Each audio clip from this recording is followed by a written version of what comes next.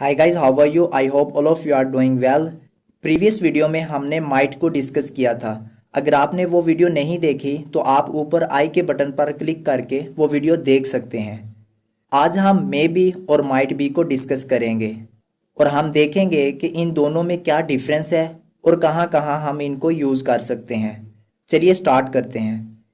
May be और might be का पहला यूज़ है पैसिव वॉइस में। पहले इसका स्ट्रक्चर हम समझ लेते हैं। स्ट्रक्चर में सबसे पहले सब्जेक्ट, फिर मे बी या माइट बी, फिर वर्ब की थर्ड फॉर्म और फिर बाय और लास्ट में ऑब्जेक्ट अगर है तो।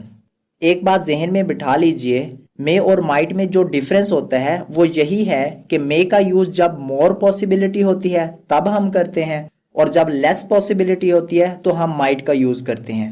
यही एक डिफरेंस है मे और माइट में। एग्जाम्पल से हम इसको समझते हैं।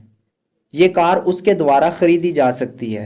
ये पैसिव वॉइस का सेंटेंस है और पॉसिबिलिटी को दिखा रहा है। तो कैसे ट्रांसलेट करेंगे? अगर पॉसिबिलिटी ज़्यादा है तो हम कहेंगे this car may be bought by him. यानी अगर 10-20% है तो हम कहेंगे this car might be bought by him. एक और एग्जाम्पल देखते हैं। शायद मेरी किताब फरहान के द्वारा चुराई गई होगी। अगेन अगर पॉसिबिलिटी 50% या इससे ज़्यादा है तो हम कहेंगे my book may be stolen by Farhan. और अगर पॉसिबिलिटी या श्योरिटी 10-20% है तो हम कहेंगे my book might be stolen by Farhan. बस एक ही कॉन्सेप्ट को जहन में रखना है कि अगर पॉसिबिलिटी ज़्यादा हो तो मे को लगाना है और अगर पॉसिबिलिटी कम हो तो माइट को लगाना है। अब देखते हैं मे बी और माइट बी का अगला यूज़। हम मे बी और माइट बी को कंटिन्यूस फॉर्म के लिए भी यूज़ कर सकते हैं। कैसे? एग्जाम्पल से समझते हैं, लेकिन उससे पहले हम इसका स्ट्रक्चर देख लेते हैं। स्ट्रक्चर में सबसे पहले सब्जेक्ट, फिर माइट बी या मे बी और फिर वर्ब के साथ आईएनजी और लास्ट में ऑब्जेक्ट। तो इसकी एग्जाम्पल क्या है? हो सकता है कि वो किताब पढ़ रहा हो या शायद वो किताब पढ़ रहा होगा। तो अगर पॉसिबिलिटी 50% है या इससे ज़्यादा है तो हम कहेंगे he may be reading a book. और अगर पॉसिबिलिटी 50% से कम है तो हम कहेंगे he might be reading a book. एक और एग्जाम्पल देखते हैं। हो सकता है मोहसिन सो रहा हो या शायद मोहसिन सो रहा होगा।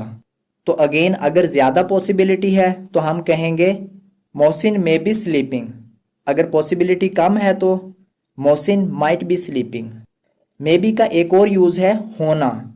यहाँ पर आप माइट बी का इस्तेमाल भी कर सकते हैं। यहाँ पर कोई वर्ब यूज़ नहीं होता। इसका स्ट्रक्चर देखते हैं। सबसे पहले सब्जेक्ट, फिर मे बी या माइट बी और फिर लास्ट में नाउन या कोई एडजेक्टिव।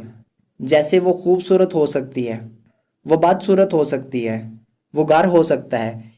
यानी या तो नाउन होगा या फिर एडजेक्टिव होगा। एग्जाम्पल से इसको समझते हैं। वो चोर हो सकता है।